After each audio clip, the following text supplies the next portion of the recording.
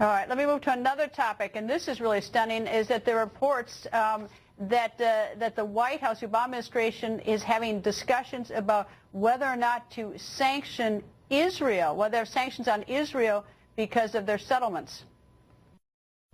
You know, this is something that, is beyond shocking. I mean, when I first heard this, I thought, you've got to be kidding me. You can't make this stuff up.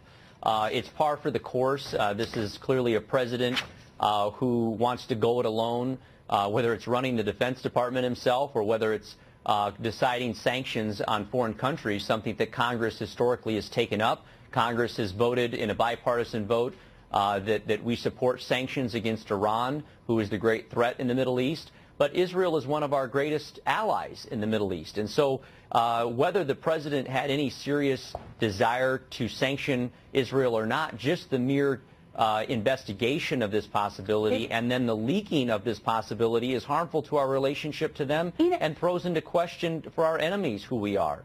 You know, it's really quite stunning, though, but the relationship between the president and Benjamin Netanyahu, the prime minister, has been described as terrible. And then you've got the situation, if you dial it back a little bit, remember when President Obama was speaking to then President of France, Sarkozy, and he was very insulting, President Obama and Sarkozy, about Prime Minister Netanyahu. I mean, our relationship is really deteriorating with Israel.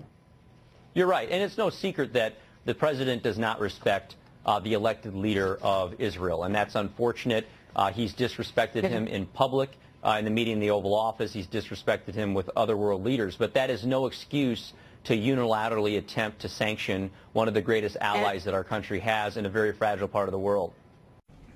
Last one, staying in the Middle East, there are reports that the administration is considering sanctioning Israel over the settlements issue. I wonder if you could say true or false. Well, I've been informed of some of these reports, and what I can tell you is that I'm not going to talk about any sort of internal deliberations inside the administration, and certainly not inside the White House. But I will say something that I have said many times before, which is that Israel is a close and strategic partner of the United States of America. And I don't need to remind you of the strong and unshakable bonds that exist between the United States and Israel, and the United States' exceedingly strong commitment to the security of the nation of Israel. That said, we've also been crystal clear about our view of settlement activity. That view has not changed.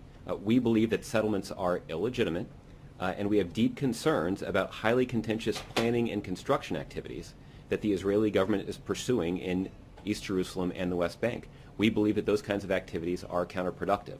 We made those views clear in public. We made those views clear in private. So very clearly you're not denying that sanctions are on the table against even an ally. I'm very clearly not denying that we have strong concerns about settlement activity that's underway in Israel, but it has not and will not affect the United States' strong commitment to the national security of the nation of Israel. How can you be telling Congress, don't issue more sanctions against Iran, at the same time that you're considering sanctions against an ally in Israel?